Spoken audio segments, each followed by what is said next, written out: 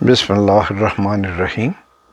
السلام علیکم دوستو، آج میں آپ کے سامنے یعنی کہ اللہ کی وہ پہچان جو اللہ نے خود ہمیں بتائی ہے، قرآن پاک میں جو اللہ نے خود اپنی پہچان بتائی ہے وہ میں آپ کے سامنے رکھوں گا۔ تو اس سے پہلے تھوڑا سا یہ دیکھیں کہ یہ جو کائنات ہے، اللہ تعالیٰ نے کہا کہ اس کائنات میں غور کرو۔ غور کرنے کا مطلب ہے کہ تم مجھے پہچانو۔ ابھی دیکھو نا، سورج، چاند، ستارے، جب سے دنیا قائم ہوئی ہے یہ ایک ہی رفتار سے چل رہے ہیں، یعنی کہ کوئی ان میں ذرا ایک سیکنڈ کا بھی آگے پیچھے نہیں ہوا۔ تو یہ کون چلا رہا ہے؟ کیونکہ اگر کسی انسان کا کوئی بنائی ہوئی چیز ہو تو وہ خراب ہو سکتی ہے، اس کی سروس چاہیے، اس کو مینٹین کرنے کے لیے چاہیے۔ لیکن دیکھیں، اس کائنات میں جو بھی اللہ نے بنایا ہے اس کو کوئی ضرورت نہیں مینٹین کرنے کی، وہ کبھی خراب نہیں ہوتا۔ کیوں؟ کہ اس کا تخلیق کرنے والا، اس کا بنانے والا جو ہے وہ اللہ ہے، وہی اللہ ہے، یعنی کہ جو ان کو چلا رہا ہے۔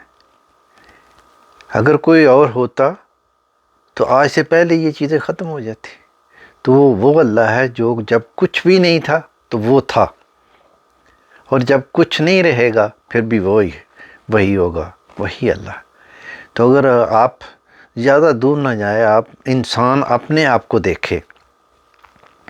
دیکھیے، آپ نے ایک چھوٹا سا کام کرنا ہے، ایک مکان بنانا ہے، تو اس کے لیے آپ ریت کسی جگہ سے لائیں گے، اینٹیں کسی جگہ سے لائیں گے، سیمنٹ کسی جگہ سے لائیں گے، سریا کسی جگہ سے لائیں گے، پھر مزدور لگیں گے، پھر میسن لگیں گے، پھر پتہ نہیں کون کون لوگ اس میں کام کریں گے، پھر جا کر مکان تیار ہوگا، پھر اس کے اندر جو چیزیں لگیں گی۔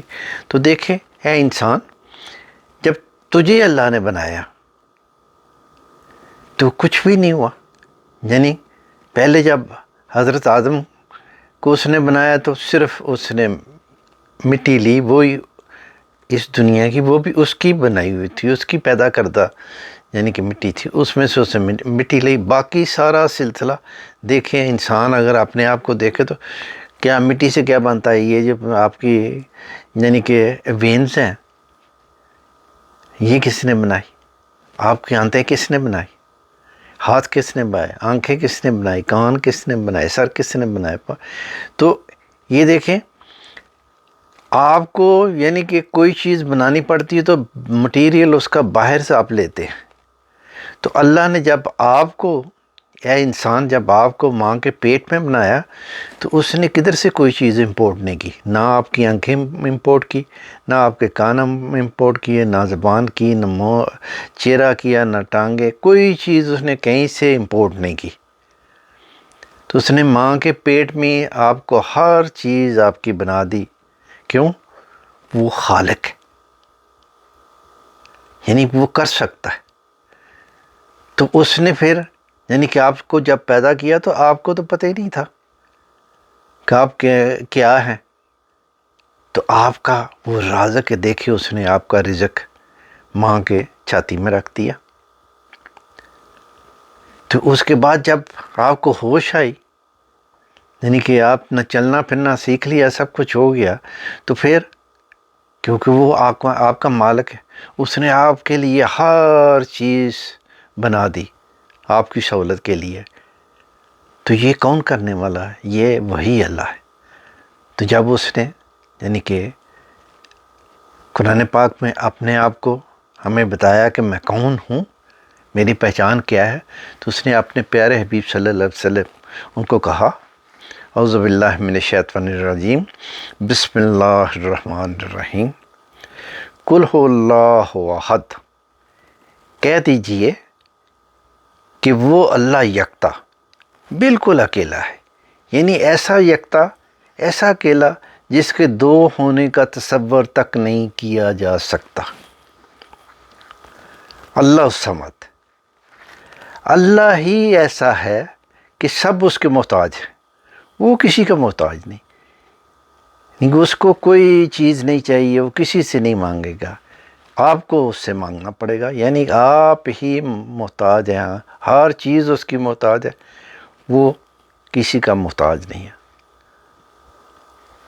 لم یلد ولم یولد، نہ ہی اس کی کوئی اولاد ہے اور نہ وہ کسی کی اولاد ہے، یعنی کہ اللہ کا کوئی یعنی کہ اولاد نہیں، کوئی بیٹا نہیں ہے، کوئی بیٹی نہیں ہے، نہ وہ اللہ ہی کسی کا تھا، یعنی کہ وہ اللہ نہ اس کی اولاد ہے اور نہ وہ کسی کی اولاد ہے۔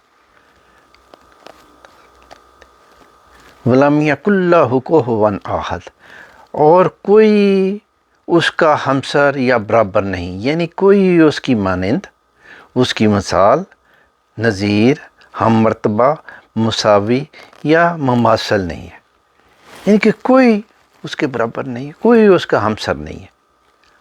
تو یہ اللہ نے اپنے حبیب صلی اللہ علیہ وآلہ وسلم کو، جب کافروں نے، مشرکین مکہ اور یہودیوں نے کہا نا کہ وہ جس کی آپ کہتے ہیں کہ بھائی عبادت کرو، وہ کون ہے؟ یعنی کہ ہم نے تو یہ بت بنائے ہوئے ہیں نا، یہ پتھر کے بت ہیں ہمارے سامنے، لکڑی کے ہیں، سب کچھ ہے، وہ کیا ہے؟ تو پھر اللہ تعالیٰ نے یہ صورت نازل فرمائی، صورت اخلاص، کہ اے میرے حبیب صلی اللہ علیہ وسلم ان کو کہہ دیجئے، یعنی کہ قل هو اللہ احد اللہ الصمد لم یلد ولم یولد ولم یکن لہ کفوا احد، یعنی کہ یہ صورت نازل ہوئی کہ ان کو بتا دو میں کیا ہوں۔ تو جیسے میں نے آپ کے سامنے معمولی سا یعنی کہ ترجمہ، اس کے بڑے ترجمے ہو سکتے ہیں، لیکن ایک ترجمہ یہ میں نے جو آپ کے سامنے رکھا، تو اللہ کی پہچان یہ ہے، جس میں یہ صفتیں ہیں، وہ اللہ ہے۔ جو کسی سے مانگتا ہے وہ اللہ کیا ہو سکتا ہے؟ جو کسی کو دے نہیں سکتا وہ اللہ کیا ہو سکتا ہے؟ یہ وہ اللہ ہے جو ہمیں ہر چیز مہیا کرتا ہے۔ دیکھیں، خالق اس نے ہمیں خلق کیا، ہمیں پیدا کیا، رازق اس نے ہماری روزی دی ہے، لگائی، یعنی کہ روزی کے سارے سلسلے، روزی میں یہ نہیں ہوتا کہ یہ صرف روٹی کھانے پینے والی، یعنی کہ ہماری ضروریات زندگی، یعنی کہ ہمارے لیے جو بھی ہمیں چاہیے اس کو رزق کہتے ہیں۔ تو وہ رازق ہے، اس نے وہ رزق یعنی کہ ہمیں ہر چیز مہیا کی، اور اس کے بعد وہ ہمارا مالک ہے، یعنی کہ اس کے بعد اس نے ہمیں یعنی کہ ہماری سہولتوں کے لیے، ہمیں آرام کے لیے، دیکھیں چاند ستارے، رات دن، یہ اس نے ہمارے لیے پیدا کیے۔ رات اس نے آرام کے لیے پیدا کی، دن اس نے کام کے لیے پیدا کی، لیکن آج بدقسمتی ہے کہ ہم نے رات کو بھی دن بنا دیا، یعنی کہ رات کو ساری رات گپے مارتے رہتے ہیں، موبائل پہ لگے رہتے ہیں، ٹی وی پہ لگے رہتے ہیں، اور رات ایسے گزر جاتی ہے۔ تو جب اس کی یاد کا وقت آتا ہے صبح، تو اس وقت ہم لوگ سو جاتے ہیں۔ تو یہ ہماری بدقسمتی ہے۔ تو اللہ کی میں نے آپ کو تھوڑی سی پہچان آپ کے سامنے رکھی، تو اس کو آپ سامنے رکھ کے یعنی کہ ذرا سوچیں کہ ہم کہاں ہیں، تو اللہ تعالیٰ ہماری حفاظت فرمائے، ہمیں اپنے دین پہ قائم رکھے اور چلنے کی توفیق عطا فرمائے۔ آمین۔